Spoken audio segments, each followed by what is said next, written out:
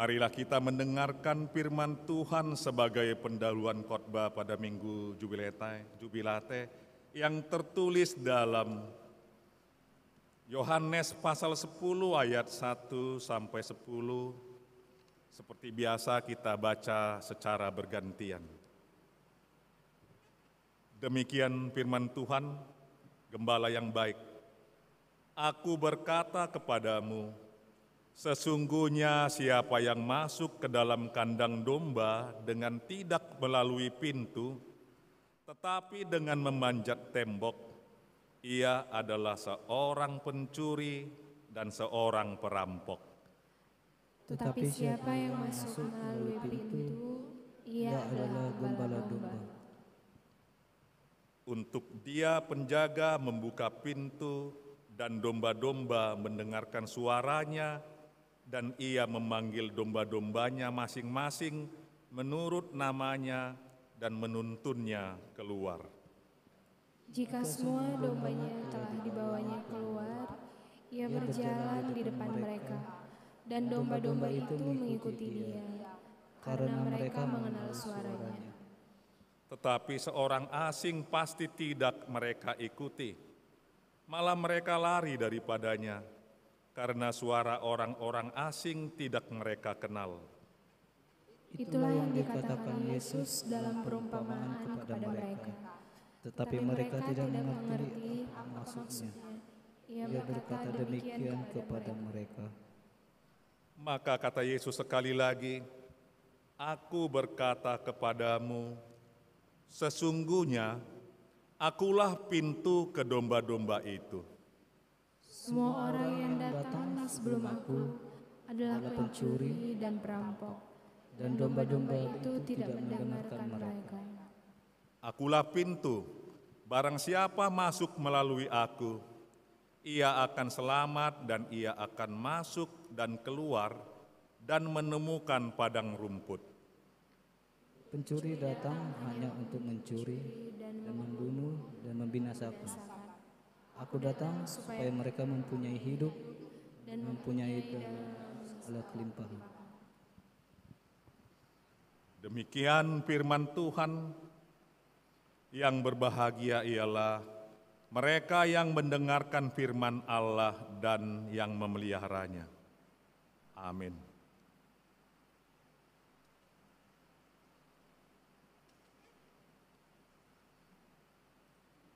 Kita angkat pujian dari Kidung Jemaat nomor 460 ayat 1 dan ayat 3.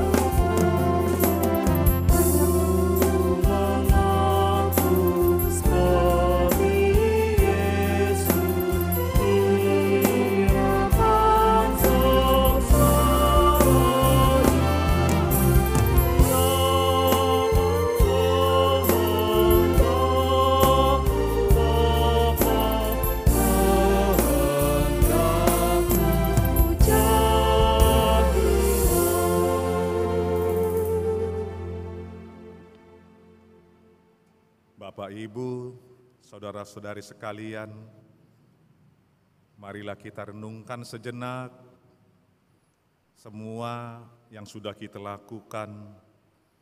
Marilah kita datang ke hadapan Tuhan, mengaku dosa di hadapan-Nya. Kita bersatu teduh.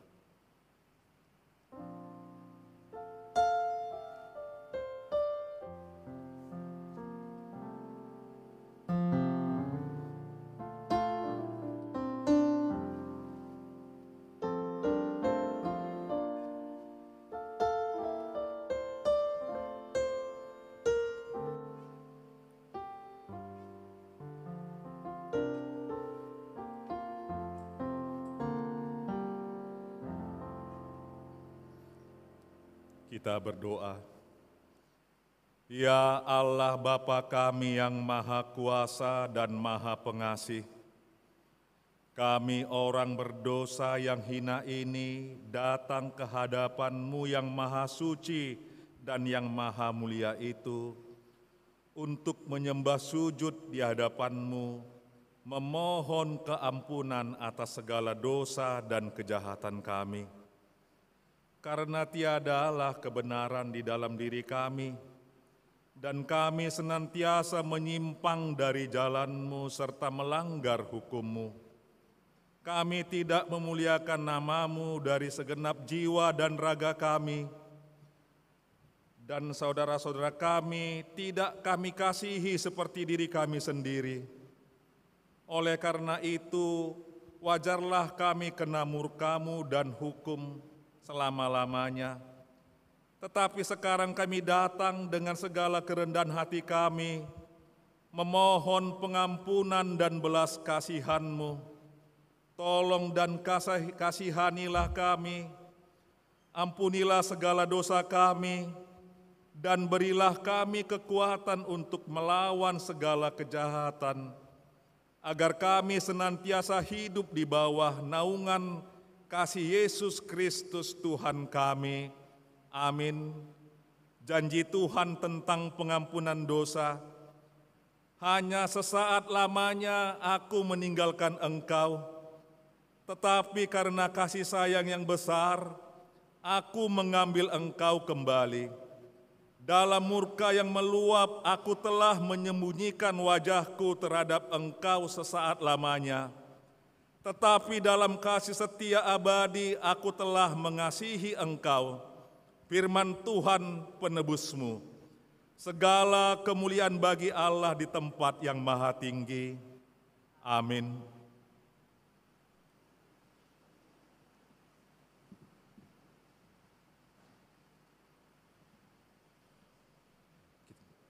Kita angkat pujian dari Kidung Jemaat nomor 417 ayat 1 dan ayat 2. Semua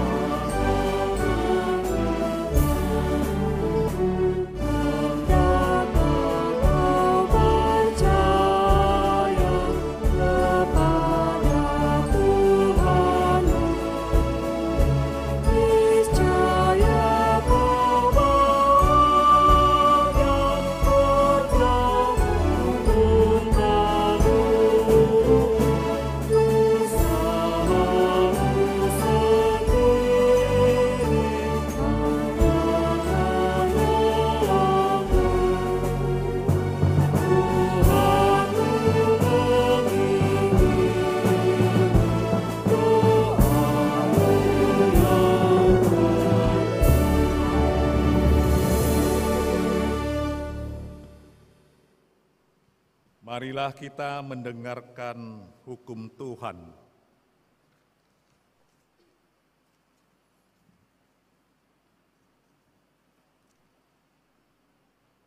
Tita yang pertama, Akulah Tuhan Allahmu, jangan ada padamu Allah lain di hadapanku. Titah yang kedua, jangan membuat bagimu patung yang menyerupai apapun yang ada di langit, atau yang ada di bumi, atau yang ada di dalam air di bawah bumi, untuk disembah atau ditaati. Titah yang ketiga, jangan menyebut nama Tuhan Allahmu dengan sembarangan, sebab Tuhan akan memandang bersalah orang yang menyebut namanya dengan sembarangan. Titah yang keempat, ingat dan kuduskanlah hari Sabat. 6 hari lamanya engkau akan bekerja dan melakukan segala pekerjaanmu. Tetapi hari ke-7 adalah hari Sabat Tuhan Allahmu. Maka jangan melakukan suatu pekerjaan, engkau atau anakmu laki-laki, atau anakmu perempuan, atau hambamu laki-laki, atau hambamu perempuan, atau hewanmu atau orang asing yang berada di tempat kediamanmu.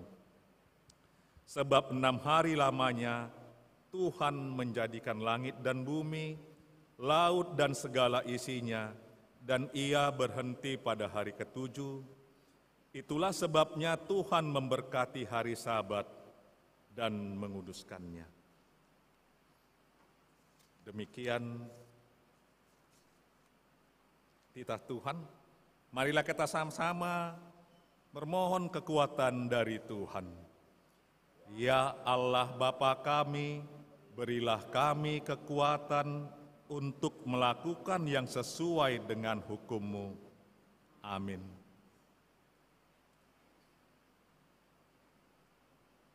Kita bernyanyi dari Kidung Jemaat nomor 285 ayat 1 dan ayat 2.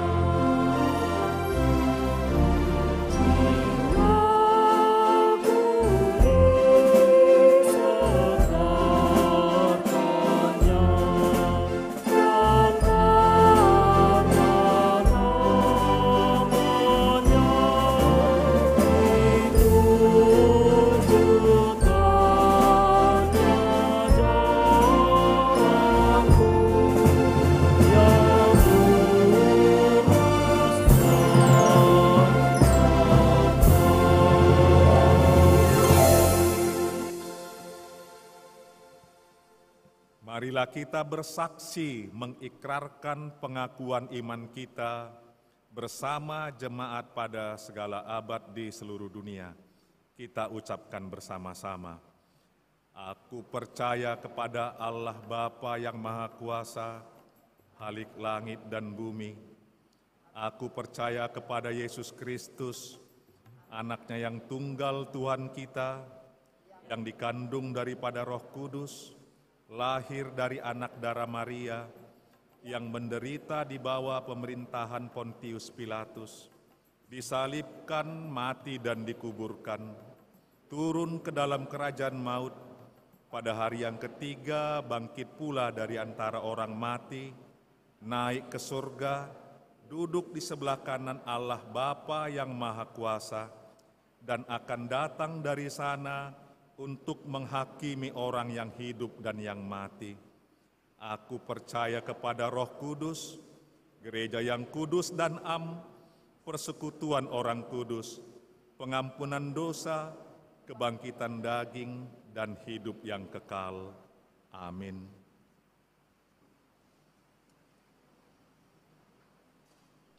Kita akan mendengarkan firman Tuhan, kita angkat pujian dari pelengkap Kidung Jemaat nomor 27 ayat 1 sampai ayat 3.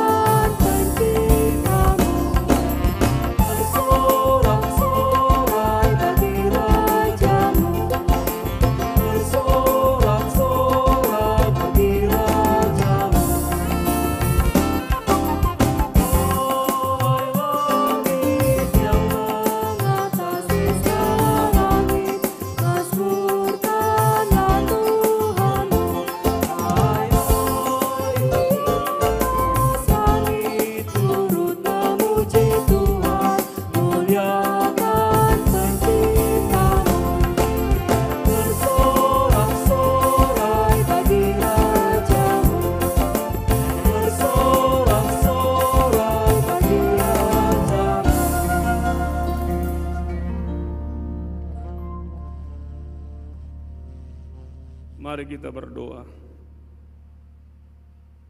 Benar dan amin ya Tuhan Yesus, itulah yang menjadi kerinduan kami.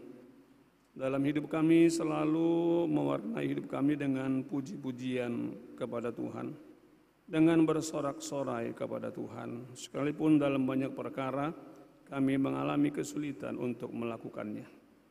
Kalau sebentar kami akan merenungkan firman Tuhan, kami rindu semakin diteguhkan, dikuatkan untuk menjadi pelaku sorak-sorai itu. Kami tolak dalam nama Tuhan Yesus gangguan-gangguan konsentrasi dari manapun asalnya itu.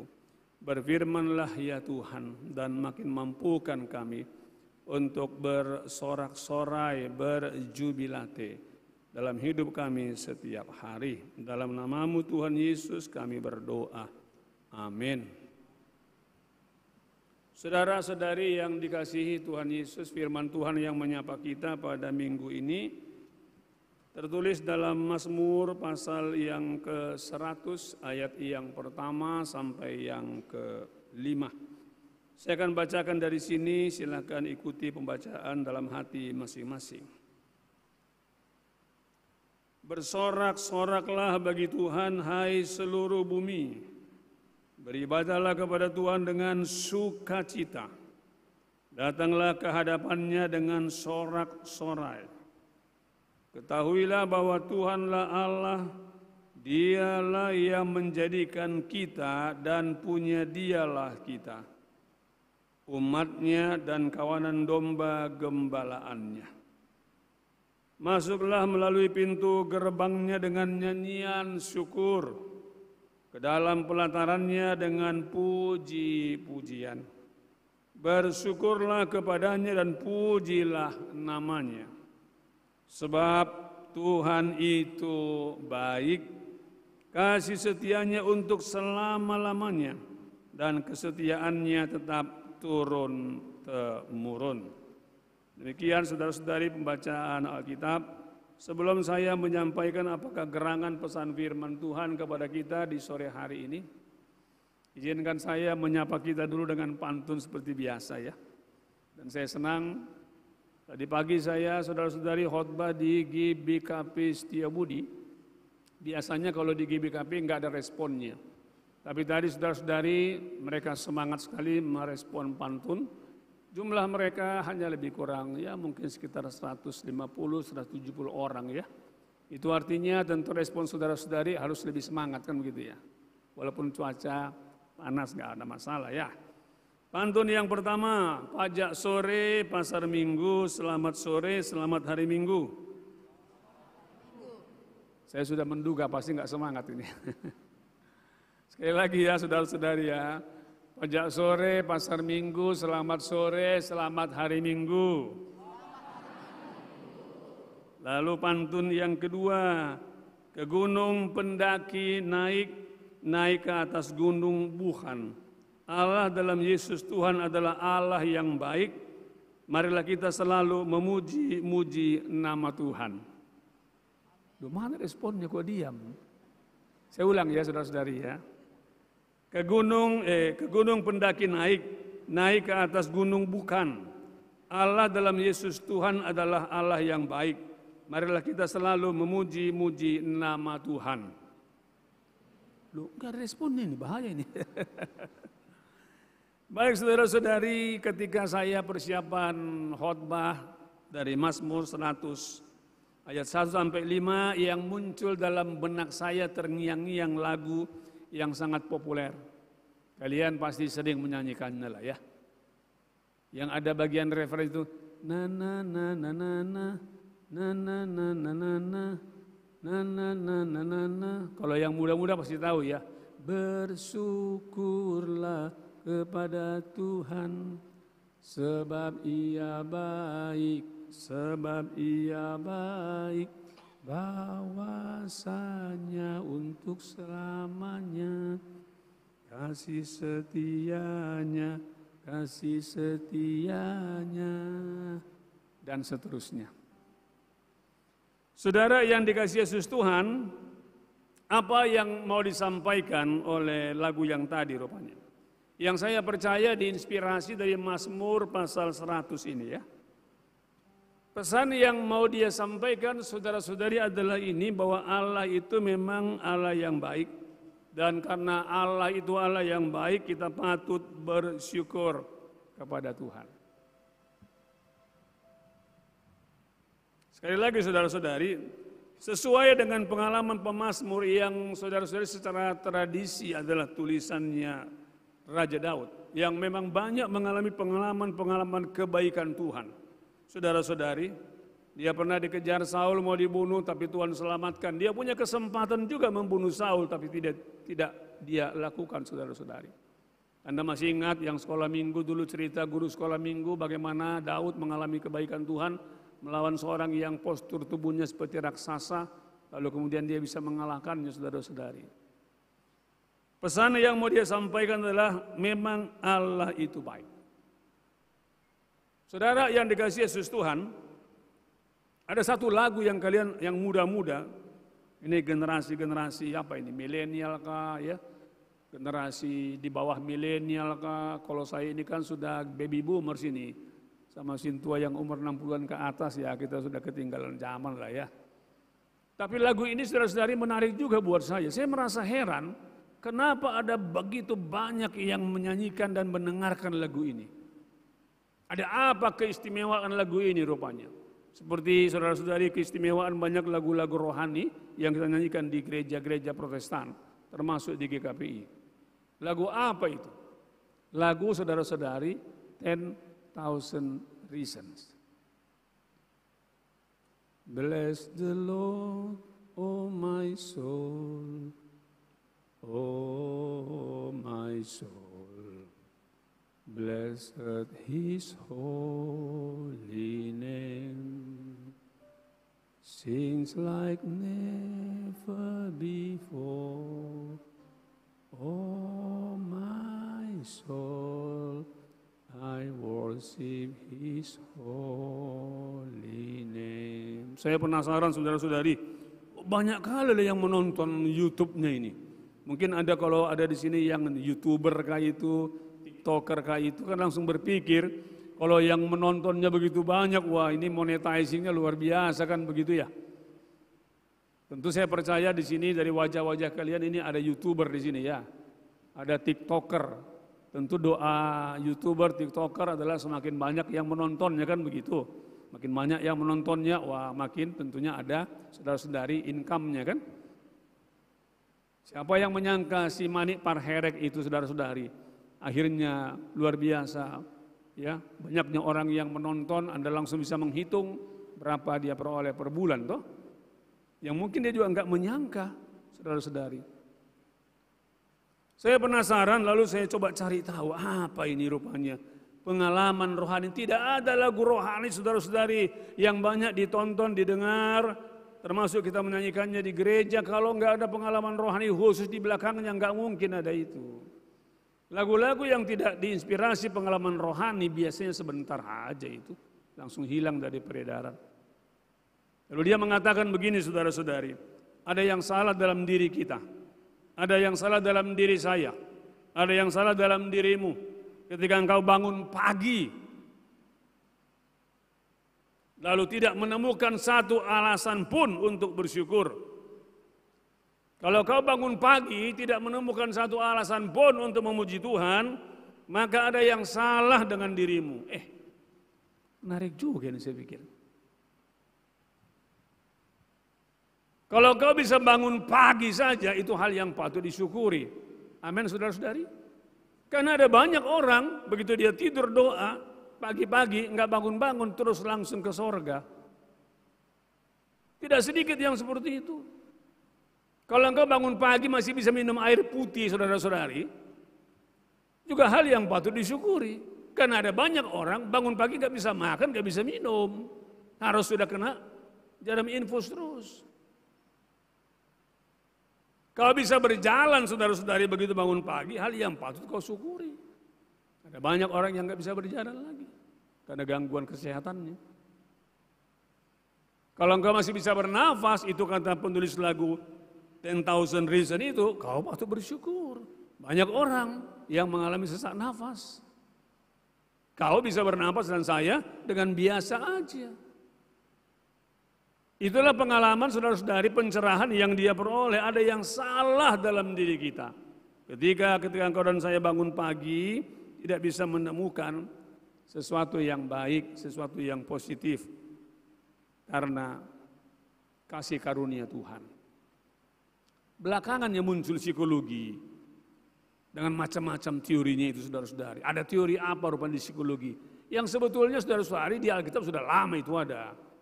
Kan di Alkitab dikatakan mengucap syukurlah dalam segala hal. Kan begitu ya. Apa sih maksudnya itu? Tanamkan yang positif, temukan yang positif. Ketika engkau diberikan hari yang baru dari Tuhan. Psikologi rasional emotif terapi saudara-saudari menekankan itu. Kau bermasalah kalau apa? Kalau dalam benakmu hal-hal yang negatif. Tapi kamu sembuh kalau di sini hal-hal yang positif. Jadi kalau ada orang misalnya datang kepada konselor memeriksa otaknya aja.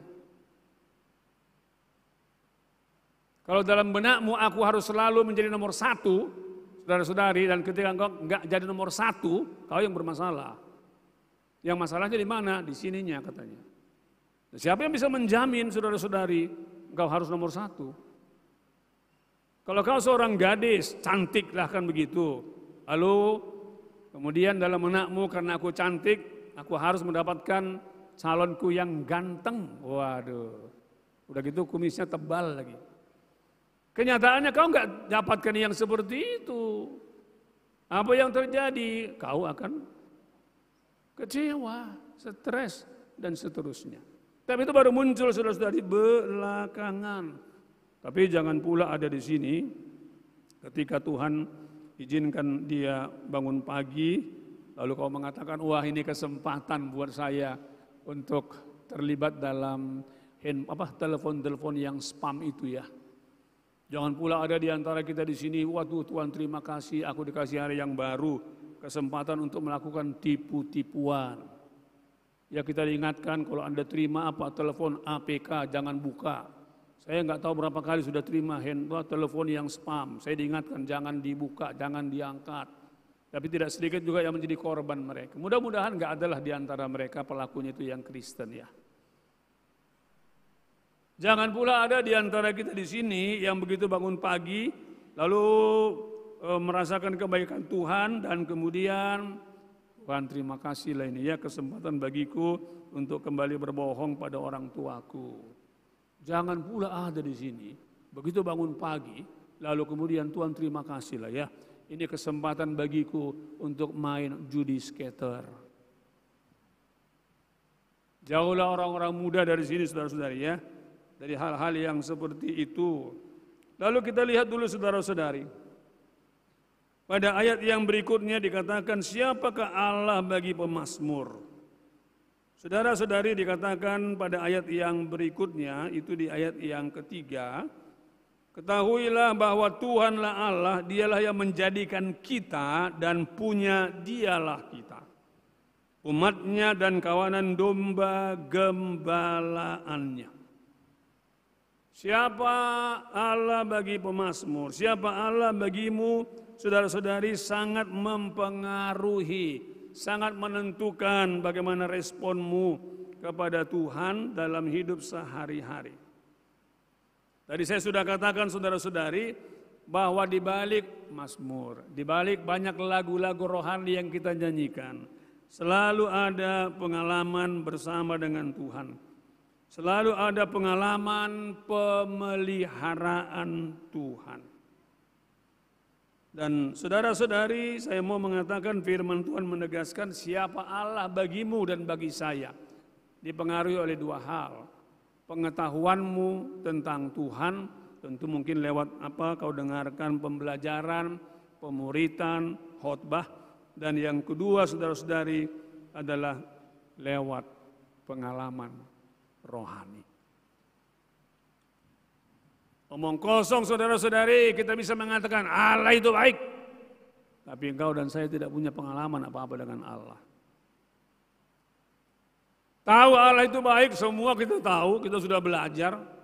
Tetapi belum tentu saudara-saudari ada pengakuan yang serupa. Karena apa? Karena mungkin barangkali minus dengan pengalaman rohani. Dan Anda tentu menyadari dunia di mana kita tinggal saat ini adalah dunia yang haus dengan pengalaman rohani. Dunia yang haus dengan pengalaman spiritual, saudara-saudari. Saya kadang-kadang bergumul, kenapa ya begitu banyak warga jemaat, kalau GKPI Pamen ini, GKPI Sriwijaya itu pengecualian lah ya. Mau tahu berapa yang hadir di kebaktian di GKPI Pamen sama Sriwijaya, datang aja pada hari libur perkuliahan. Saudara-saudari, Anda akan menemukan jumlah ya yang realnya di situ mungkin. Tapi gereja ini pengecualian saudara-saudari. Tapi mengapa ada begitu banyak jemaat kita, jemaat gereja Protestan yang saudara-saudari ibadah ke gereja yang lain, terutama yang karismatik dan injili? Jawabannya sederhana saja. Dari beberapa yang kita wawancarai, kenapa kalian ke sana? Karena kami tidak merasakan mengalami hadirat Tuhan di gereja kami. Ampun, saya pikir. Ada apa yang salah dengan gereja kita, saya pikir. Saya suka mengingatkan calon-calon hamba Tuhan, bahkan hamba-hamba Tuhan, saudara-saudari. Tuhan izinkan saya, mungkin karena faktor usia, pengalaman rohani, mendampingi pendeta-pendeta yang muda. Dalam apa? Dalam ibadah-ibadah meditasi yang mereka minta saya pimpin, saya selalu ingatkan. Bahwa jemaat kita itu rindu untuk merasakan mengalami hadirat Tuhan, saya bilang. Dan tidak mungkin jemaat kita mengalami itu kalau kau sendiri belum mengalaminya, saya bilang. Tidak mungkin kalau mengalami itu kalau kau sendiri gak punya hubungan yang bagus dengan Tuhan, saya bilang. Omong kosong semua, saya bilang. Otakmu boleh pintar. Tapi belum tentu dibarengi dengan kesetiaan untuk merasakan hadirat Tuhan. Lalu ada seorang pimpinan di tingkat distrik dengan jujur mengakui, memang Pak Pendeta, aku ini selalu sibuk, doing. Tapi hampir gak ada waktuku being with Jesus. Gak ada waktuku, dia bilang. Jam doaku, aduh ampun aku berdosa. Apalagi saat teduhku, saudara-saudari. Waduh, lalu saya bilang, you akan capek. Betul, saya capek sekali. Jenuh saya sekarang. Jenuhlah. Karena apa? Karena kamu nggak punya waktu bersama dengan Tuhanmu, saya bilang. Wajar banyak jemaat saudara-saudari yang ke gereja-gereja yang seperti tadi. Nggak bisa disalahkan juga mereka. Kadang-kadang dituduh kalian mencuri domba. Enggak, kami enggak curi domba. Dombamu aja yang pindah. Dulu waktu pindah memang lubangnya kecil, badannya kurus. Setelah tiba di tempat kami jadi gemuk. Mau balik lagi enggak bisa karena lubangnya kecil, dia bilang. Tapi itu adalah semacam koreksi kepada gereja-gereja Protestan, saudara-saudari. Supaya apa? Menyadari bahwa jemaat memang sangat merindukan hadirat Tuhan. Dan musik, saudara-saudari, juga bisa dipakai Tuhan luar biasa. Kalau di sini kan saya perhatikan, habis kebaktian belum tentu pulang kan, masih ingin disapa Tuhan lewat musiknya, saudara-saudari. Karena memang benar ada kesaksian seseorang yang memang saudara-saudari karena pujian mengalami lawatan Tuhan. Ada seorang hamba Tuhan bernama Harvey Cox. Dia menulis sebuah buku setelah melakukan penelitian puluhan tahun dengan judul bukunya saudara-saudari adalah Fire from Heaven. Api dari surga, peristiwa turunnya Roh Kudus dalam Kisah Rasul. Di sana diceritakan tentang ada seorang pemuda. Dia eksekutif muda. Sudah punya pekerjaan tetap, penghasilannya lumayan. Dia masih single, belum punya pacar, masih jomblo ya. Dia pulang dari kantor sore malam, dia singgah ke night club. Tapi saudara-saudari, setelah itu dia pulang melewati gereja dan selalu dia dengarkan ada yang sedang latihan paduan suara. Dan komentarnya adalah, bodoh kalian semuanya, tolol, mending kayak saya ini. Pulang kerja, minum-minum setengah mabok lalu pulang. Ya nikmatilah hidup ini. Ngapain soal-soal rohani itu? Saudara-saudari, begitulah setiap dia pulang kantor lewat, lalu kemudian dia hina, dia maki, dia bully. Sampai satu hari ketika dia melewati dan mulutnya membuli, dia nggak bisa terus jalannya. Tiba-tiba dia belok ke dalam gedung gereja, duduk di bangku paling belakang. Dia mau keluar, nggak bisa. Duduk di situ mendengarkan mereka sedang latihan. Hari berikutnya sama, hari berikutnya serupa, duduknya makin ke depan. Sampai akhirnya dia menemukan dirinya menjadi salah satu yang latihan paduan suara itu. Dan dia bersaksi dan kemudian kesaksiannya dituliskan.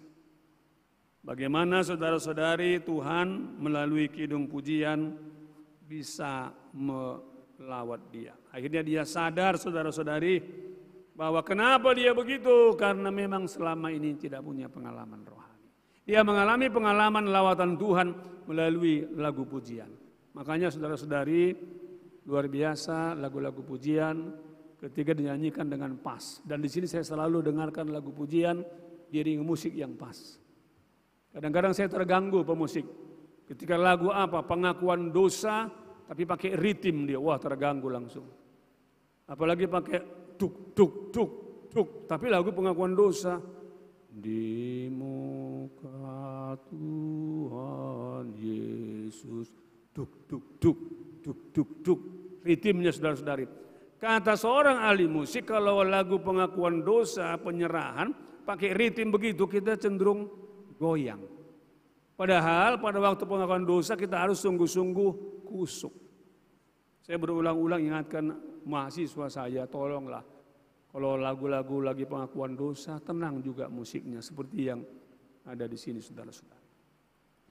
Lalu kemudian saudara-saudari kita lanjut dulu ya bagian yang berikutnya. Jadi sejauh manakah engkau dan saya sungguh-sungguh merasakan mengalami pemeliharaan Tuhan itu ya. Sehingga kita dimampukan untuk mengatakan ayat yang terakhir itu ya. Sebab Tuhan itu baik, kasih setianya untuk selama-lamanya, dan kesetiaannya tetap turun-temurun. Alasan pemazmur mengatakan, mari pujilah Tuhan, karena saudara-saudari dia melihat dari kacamata pengalaman rohaninya, kacamata imannya saudara-saudari. Dan yang luar biasa Anda perhatikan di situ, dan kesetiaannya tetap turun-temurun. Tidak hanya berhenti pada satu generasi, tapi juga pada generasi yang berikutnya. Sama seperti kutuk, walaupun banyak yang enggak setuju dengan apa yang saya katakan, tapi Alkitab mengatakan begitu. Bahwa ketika engkau dan saya main-main dengan kuasa kegelapan, ada kutuknya sampai generasi yang ketiga dan keempat. Dan saya sudah menyaksikan semua saudara-saudari hal itu. Walaupun banyak yang tidak percaya mengatakan begini, Pak Pendeta, bukankah karena Kristus telah mati bagi kita, bangkit, naik ke sorga, maka semua kutuk itu diselesaikan. Ada yang percaya begitu. Saya bilang bergantung. Kalau kau masih ada ikatan kuasa gelap, maka saudara-saudari sia-sialah pengorbanan Kristus, saya bilang. Anda tahu lagu toh? Ku telah mati dan tinggalkan cara hidupku yang lama, semuanya sia-sia. Kalau kau belum tinggalkan itu, maka kutuk masih terus berlangsung. Tapi kalau kau sudah bersih, bagimu adalah berkat turun-temurun. Ada seorang yang diberkati Tuhan, mungkin kalau bahasa kita orang kaya lah ya, di Simalungun, ketika dia diwawancarai, di manakah letak rahasia keberhasilan Bapak? Dan jawabannya mengagetkan. Mengagetkan. Dia katakan begini, sebetulnya berkat yang saya terima ini, yang saya nikmati, yang saya peroleh ini adalah berkat untuk orang tua saya. Tapi saya diizinkan Tuhan menikmatinya. Karena bapak saya adalah seorang anggota misi gereja kami yang pertama. Kebaikan Tuhan darinya mengalir kepada saya. Dia enggak katakan, ini kan karena kerja kerasku. Walaupun dia kerja keras. Ini kan karena doa-doaku. Walaupun dia sungguh-sungguh berdoa. Tapi pengakuannya adalah, aku mengalami kebaikan Tuhan. Pemazmur tadi mengatakan yang turun-temurun. Saudara yang dikasihi Yesus Tuhan, saya katakan tadi, kita hanya bisa bersyukur ketika engkau menggunakan kacamata pengalaman rohani, kacamata iman. Jangankan engkau dan saya, pendeta pun ketika tidak mengalami kebaikan Tuhan, mengalami kesulitan kok untuk mengatakan bahwa Allah itu baik. Kalaulah nanti misalnya ada di antara kita di sini, saudara-saudari, apakah itu berpacaran ya, mungkin mulai tingkat 1, 2, 3 sampai terakhir, lalu kemudian setelah itu ditinggalkan, putus. Ada yang akan mengatakan puji Tuhan haleluya? Ada? Enggak ada dong. Yang ada kan margile-gile. Nangis-nangis dia kan. Adakah di sini ketika engkau bekerja posisi sudah bagus, lalu kemudian kehilangan pekerjaanmu karena apa? Karena ada pengurangan tenaga kerja. Lalu kau bersyukur, telepon orang tuamu, "Mak, Pak, aku udah berhenti bekerja, sudah pengangguran, puji Tuhan, haleluya." Gak ada kan? Ada yang di sini yang kehilangan orang yang dia kasihi karena meninggal dunia, lalu kemudian saudara-saudari bersuka cita? Enggak ada. Yang ada bersedih, kecewa, dan itu normal saudara-saudari. Normal-normal saja. Enggak ada yang aneh di situ. Enggak ada yang abnormal di situ saudara-saudari. Kau udah tamat, lamar kerja, belum dapat. Mempengaruhi hidup rohanimu, ya wajar-wajar saja. Wajar saja saudara-saudari. Ada mungkin di sini yang sudah berdoa bertahun-tahun mau masuk sekolah apa? Polisi kah, tentara kah, ya. Berulang-ulang juga enggak tembus-tembus, jadi kau kemudian bersedih, kecewa, jarang ke gereja, itu juga hal yang biasa. Karena apa? Itu tahapan yang harus dilewati. Tahapan apa? Bersedih, kecewa. Sampai nanti dia ketika tiba di tahapan terakhir penerimaan, baru hidup rohaninya kembali dipulihkan. Seorang pendeta lagi khotbah begini seperti saya. Lalu kemudian setelah dia sampai konsistori, saudara-saudari, ada yang kasih secari kertas. Dia berangkat, istrinya sedang hamil tua, sudah mau partus. Dan dia mau membatalkan pelayanan itu, tapi istrinya mengatakan, enggak Pak, pergi deh Pak, enggak apa-apa kok, saya siap di sini. Tuhan besertaku. Karena diyakinkan istrinya, dia pun pergi. Jaraknya cukup jauh, ya. Butuh waktu puluhan jam, sehingga dia harus menginap di sana. Nah sampai selesai khotbah dia terima, isinya apa? Isinya adalah, Pak Pendeta, tabahkan hatimu, kuatkan hatimu, istrimu tadi sudah dibawa ke rumah sakit melahirkan, anakmu selamat. Tapi istrimu meninggal dunia. Lalu kemudian besok paginya dia buru-buru mau pulang, dapat lagi surat secari kertas berikutnya. Apa isinya, Pak Pendeta, makin tabahkan hatimu. Anakmu yang dilahirkan istrimu semalam selamat, tapi kabar terakhir dia juga menyusul mamanya. Dia pendeta. Apakah bersuka cita di tengah-tengah kehilangan itu? Apakah dia mengalami mungkin dalam kacamata kita? Apakah dia mengalami kebaikan Tuhan, saudara-saudari? Dari sisi kacamata kita tentu kan tidak. Kan tidak dong. Dia justru mengalami apa, saudara-saudari? Kehilangan, bukan kebaikan Tuhan.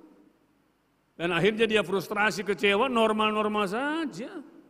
Dia marah sama Tuhan, itu biasa. Sampai akhirnya setelah berminggu-minggu dia rundung duka, marah sama Tuhan, minum-minum sampai mabok. Tapi ada satu kawan yang setia selalu datang dari luar, ya dia nggak mau buka pintu kamarnya, selalu meneriakkan firman Tuhan kepadanya. Lalu tengah malam dia keluar dari kamarnya, dia bisa main musik. Dan dari situlah saudara-saudari lahir lagu.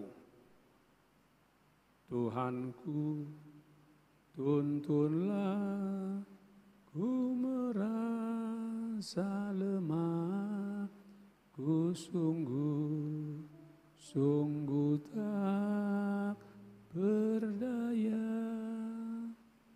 dalam merebaya, dalam kegelapan, peganglah tanganku, oh Tuhan. Setelah sekian lama saudara-saudari, akhirnya Tuhan inspirasi dia.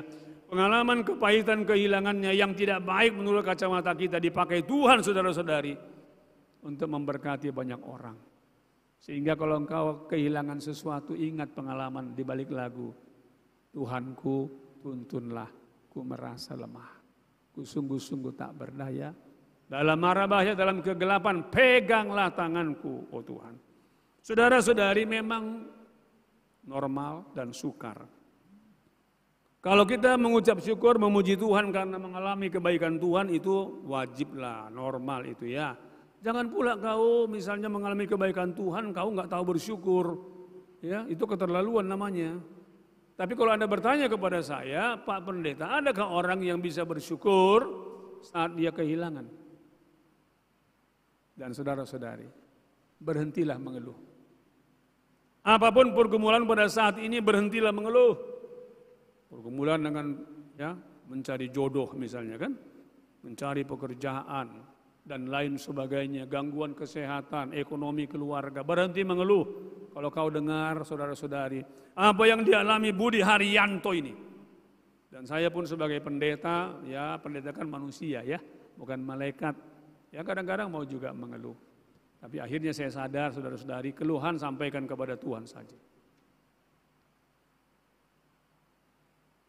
Referen lagunya adalah, Anda boleh ikut bernyanyi bersama dengan saya ya. Anda pasti tahu loh lagu ini. Populer sekali ya. Semua baik, sungguh teramat baik. Kau jadikan hidupku berarti.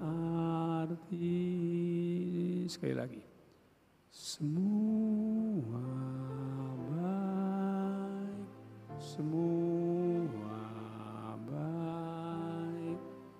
Apa yang telah kau perbuat di dalam hidupku, semua baik, sungguh teramat baik. jadikan hidupku kupikirnya saudara-saudari, bahwa di balik lagu ini ada pengalaman dia mengalami kebaikan Tuhan. Menurut versi kita, menurut versi istrinya. Orang kaya raya, tumpur, terdasor. Kehilangan hartanya pada masa Krismon tahun berapa itu? 90-an ya. Tapi dia nggak kehilangan iman percayanya, dia terus berdoa, bekerja, bangkit lagi. Pada waktu sudah bangkit lagi kena penyakit jantung. Habis semua yang dia kumpulkan untuk biaya pengobatan. Dan dia katakan pada istrinya, "Mah, sudah habis semua harta benda kita. Pulanglah kepada orang tuamu. Bawa anak kita, satu orang anaknya." Anaknya pun saudara-saudari ASD. Tahu ASD apa itu?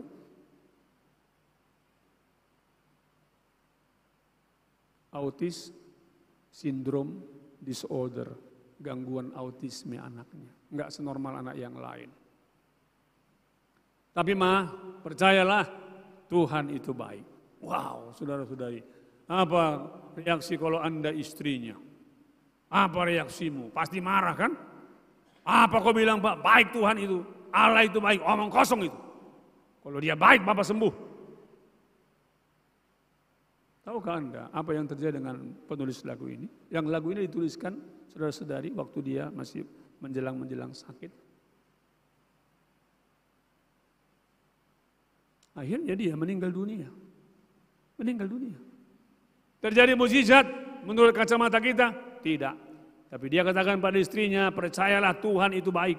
Dan istrinya tidak percaya, saudara-saudari. Sampai akhirnya syair lagu itu ditulis bersama temannya, direkam, dijual. Wah, banyak kali saudara-saudari pembelinya. Dapat apa? Royalti. Dan royalti itu kemudian diserahkan separuh kepada istrinya.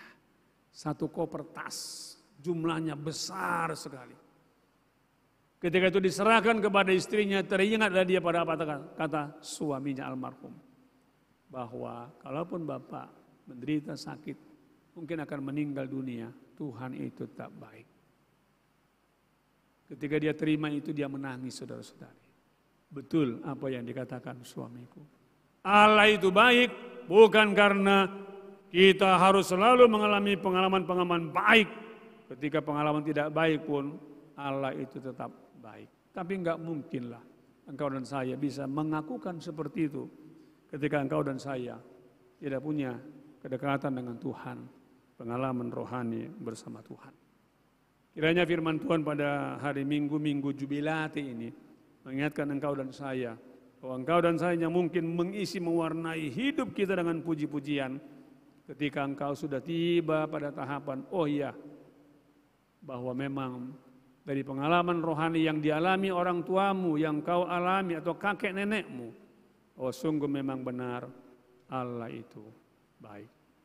Mari kita tunduk kepala, kita berdoa. Terima kasih ya Allah kami dalam Yesus Tuhan untuk firman yang telah kami dengarkan. Kami menyadari terkadang kacamata kami melihat Allah itu baik dari pengalaman-pengalaman kami yang memang tidak kami sangkali. Pemazmur juga demikian. Walaupun Tuhan bisa bekerja melampaui itu. Terkadang ada pengalaman-pengalaman yang tidak mengenakkan, yang menyakitkan. Namun pada akhirnya di balik itu semuanya pada waktu Tuhan, kami akhirnya juga bisa mengaminkan Allah itu baik.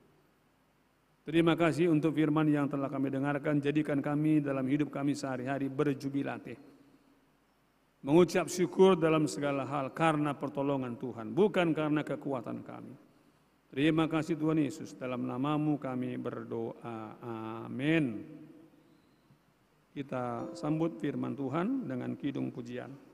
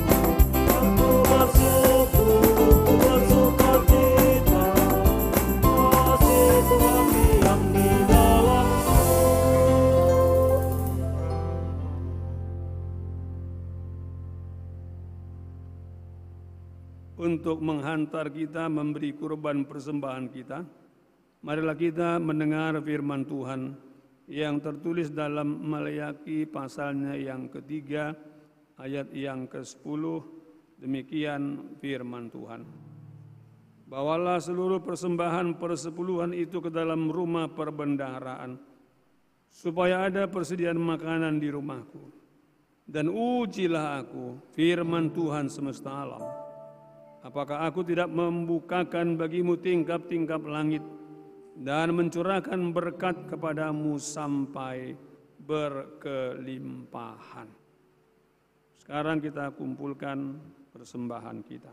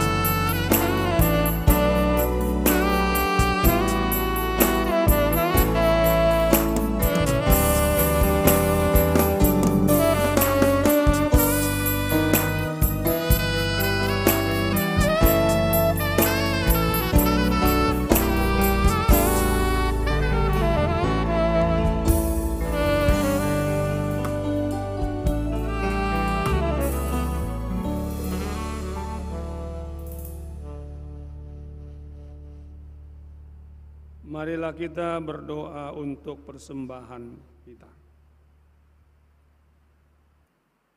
Ya Allah Bapa kami yang ada di surga, kami mengaku dengan setulus hati, Engkaulah sumber segala berkat dan karunia dalam hidup kami. Di sini kami mempersembahkan kurban syukur kami kepadamu. Terimalah persembahan umat-Mu dan berkatilah menjadi alat kesaksian, persekutuan, dan pelayanan jemaat-Mu ini. Jadikanlah hidup kami persembahan yang berkenan kepadamu, dan pakailah hidup kami untuk turut menghadirkan tanda-tanda kerajaan-Mu, kasih, keadilan, damai sejahtera, dan sukacita. Bukalah hati kami oleh Roh Kudus-Mu, agar kami senantiasa mengucapkan syukur kepadamu. Di dalam nama Yesus Kristus Tuhan kami. Amin. Tuhan betapa banyaknya berkat yang Kau beri, teristimewa rahmat-Mu dan hidup abadi. Terima kasih ya Tuhanku atas keselamatan-Ku. Padamu telah Kau beri kebahagiaan abadi.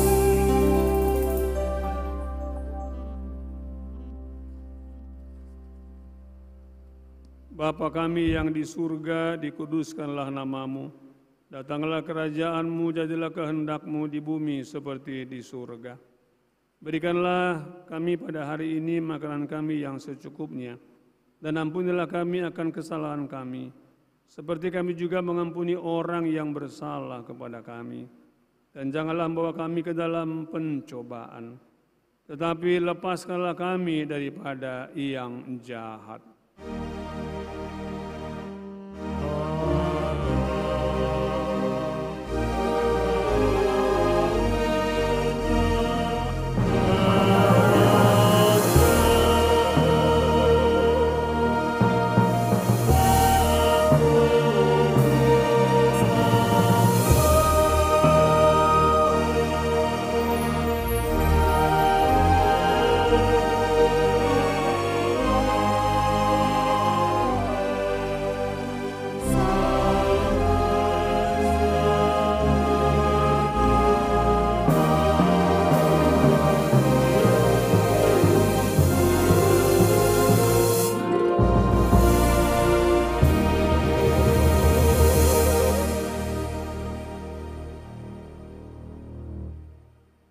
Tuhan memberkati engkau dan melindungi engkau.